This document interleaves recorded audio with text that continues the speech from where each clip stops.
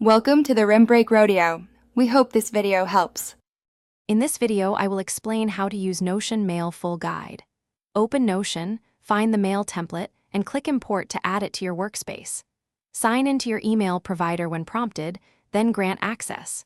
Create folders, tags, and quick filters to sort messages.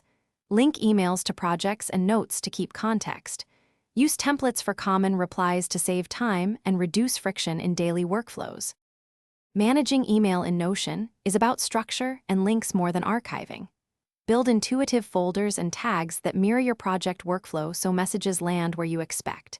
Create saved filters for unread and flagged items to process inboxes fast. When an email relates to a task, link it to the relevant Notion page to preserve context. Add due dates and assign owners so messages become actionable steps rather than buried notes. If you're enjoying this guide, please subscribe and like the video to support more helpful content. Quick recommendation: there's a book that can truly change how you think about money called The Simple Path to Wealth, and it pairs nicely with productivity habits like tidy inboxes. Check the description for the link and other deals if you want to grab a copy. Thanks for the support. Now let's get back to the video. Compose smoothly by using templates and canned responses for routine emails, so your replies stay clear and consistent.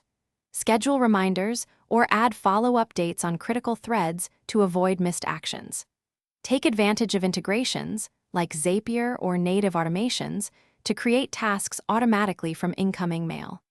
Use linked databases to log correspondence history and track progress. These habits reduce context switching and help keep your inbox focused on what truly matters.